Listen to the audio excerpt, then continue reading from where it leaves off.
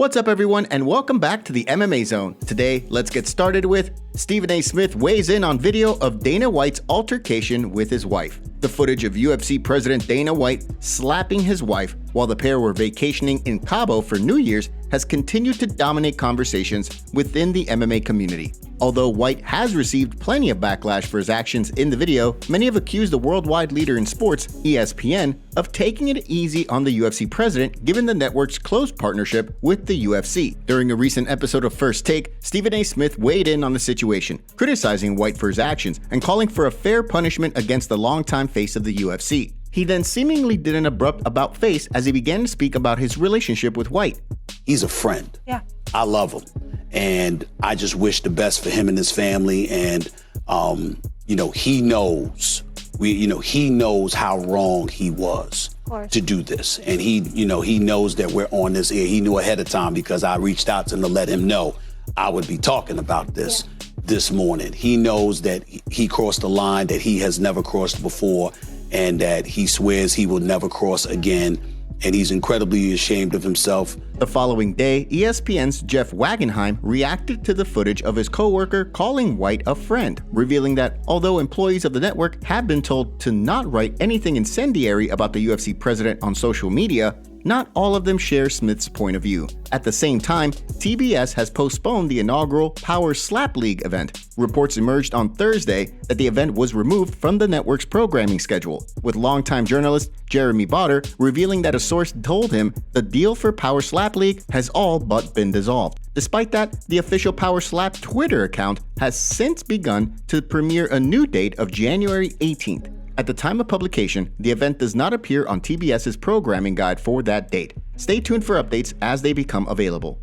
Sean O'Malley laughs off Cory Sandhagen's talk of number one contender fight. Bantamweight number one contender Sugar Sean O'Malley has been eagerly awaiting news regarding the upcoming title fight between Aljamain Sterling and Henry Cejudo. With his status as number one contender highly disputed as a result of his controversial win over Peter Yan back at UFC 280, Sugar Sean has been left to decide whether he wants to sit and wait for things to play out between Sterling and Cejudo, or if he wants to remain active given that there's been no news on when the pair will fight. With a highly anticipated showdown between Marlon Chito Vera and Cory Sandhagen scheduled for February, the Sandman recently claimed that he believed he could set up a number one contender fight with O'Malley. As he questioned Sugar Sean's place in the bantamweight rankings, he revealed that he would be asking for a fight with the streaking contender after his fight with Vera. Last time I checked, O'Malley doesn't have a contract yet. So I think I go out and I do really well against Chito. I could see me and Sean fighting right afterwards,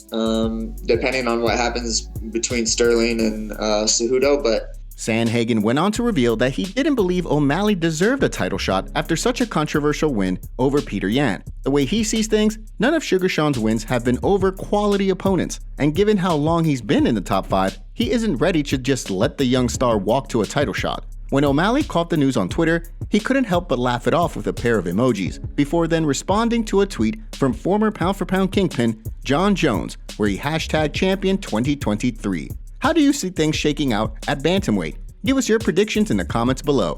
Before we continue, make sure you give that like button some love and be sure to subscribe to the MMA Zone for all of the latest news. Kamaru Usman's manager confirms trilogy fight with Leon Edwards is next. After Leon Edwards shocked the world by delivering a stunning KO over Kamaru Usman in the 5th round of their UFC 278 showdown, it was quickly apparent that a trilogy fight would be next up for the two men. With Kamaru on his way to a decision win prior to the knockout, an immediate rematch between the pair only made sense. The fight was targeted for a 2023 pay-per-view event in England, which was eventually announced as UFC 286 on March 18th. When the event was announced, however, there was no updates on the potential headlining fight. Shortly after, Usman was seen in Lagos, Nigeria, wearing a cast of sorts as he addressed the crowd.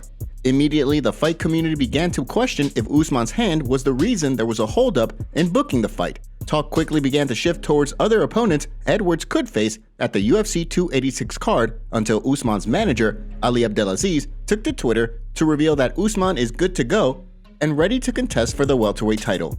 Please, enough with the rumors. Kamaru is fighting Leon next. He is good to go. We bringing this belt back to where it belongs. Despite the news, Ali did not specify when Usman would be looking to step into the octagon with Edwards. With the March card in London just over 10 weeks away, do you think the fight will be finalized in time?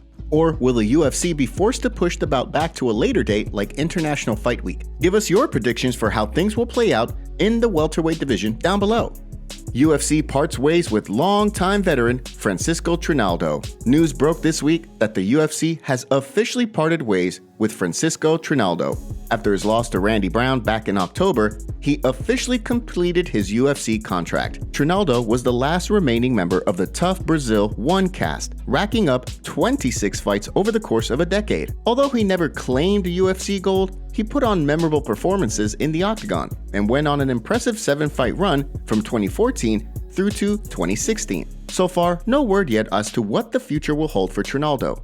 Back in September, the 44-year-old said he wasn't thinking about retirement.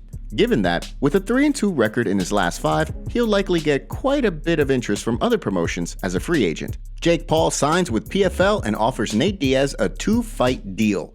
In a move that nobody could have predicted, Jake Paul has officially signed a multi-fight deal with the PFL that sees the controversial YouTube star receive equity in the company as he sets his sights on competing in the promotion's new super fight division. The news broke on Thursday morning as the PFL's team shared a 6-minute video on social media detailing Paul's involvement with the company. In addition to being signed to fight, Paul's super fight division will see competitors earn at least 50% of pay-per-view revenue. Paul also took the opportunity to call out Nate Diaz to a 2-fight deal that would see the duo first compete in a boxing match before then competing in MMA under the PFL banner. Tons of fighters from the PFL roster quickly began to call Paul out. Former UFC champion Anthony Pettis was quick to take to Twitter with a respectful call-out of the undefeated boxer, which was then followed up by a call-out from MMA veteran and former UFC fighter Jeremy Stevens, who bet Paul that if the two were to fight, he would shoot for a takedown first. Big John McCarthy was also quick to weigh in on the situation, pointing out that although the move is a great one for Paul, he isn't quite sure whether or not PFL really benefits from the deal. I think it's a great move for Jake Paul and shows how business savvy he really is. I can't say the same for the PFL at this time. It's going to take time to see how positive his presence is for them, and if it was a good move for everyone involved. At the same time, the move earned Paul quite a bit of admiration and respect from some members of the MMA community, including Terrence McKinney and Kyle Dawkins. What do you think of the situation? Will Diaz follow through with a move to Rizin, or will he take Jake Paul up on a deal to box and compete in MMA? Give us your thoughts in the comments section below. Thank you so much for joining us today. What do you make of what's going on in the fight world? Make sure to like this video and subscribe to the channel to stay up to date on all the latest news from the MMA Zone. See you next time.